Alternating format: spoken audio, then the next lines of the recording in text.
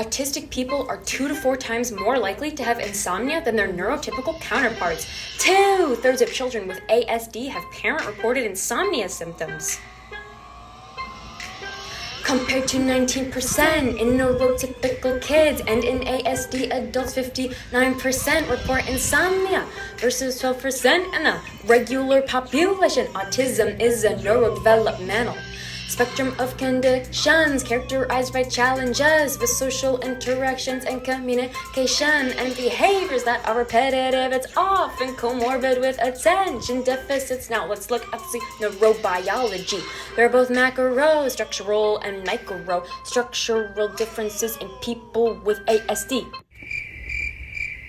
For macrostructural, people with ASD consistently show longer sleep onset latency, lower sleep efficiency, shorter total sleep time versus neurotypical peers as seen on PSYC actigraphy. These findings were deemed statistically significant by meta-analysis. This can manifest as greater night-to-night variation and frequent awakenings, e.g.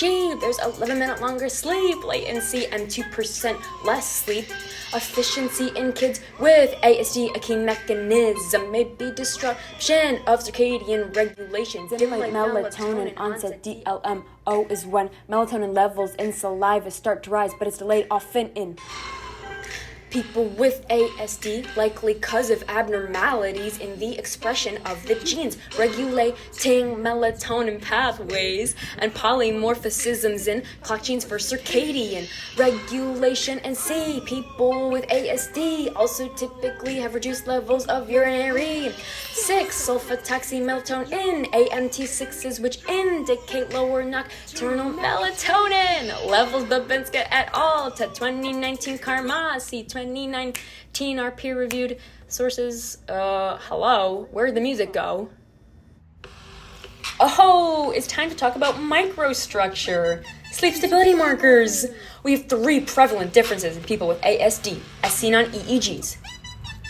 First, their induced sleep spindle amplitude density may contribute to fragmented sleep because sleep spindle supports stable sleep and memory consolidation. Now onto number 2, lower K complex density is reported in several studies on minimal stable and REM2 sleep. Now to number 3. Autistic children show altered rate of cyclic alternating patterns, cap specific, lead more phase A2, A3 sleep, which is mixed and fast activity, and therefore more arousing than A1 slow wave burst. This leads to sleep instability, sleep instability. So now to wrap up, I guess we can conclude. Autism and insomnia frequently go together. They're birds of a feather, the correlation is clear. We don't have lots of insight if there is causation, but there has been an observed bi-directional relationship between symptoms of ASD and of insomnia. Karma sees systematically analyzed studies on ASD. People struggling with sleep is crucial for brain development, and so with people with circadian sleep dysrhythmias are consistently having fragmented, unstable sleep.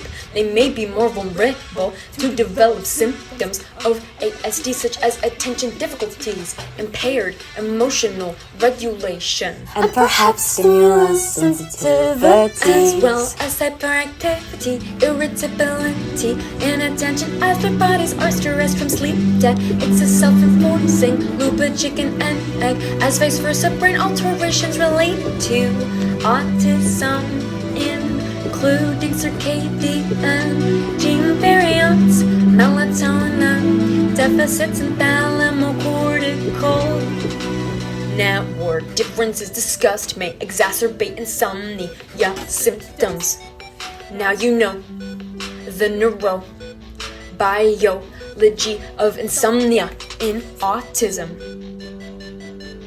not Tylenol.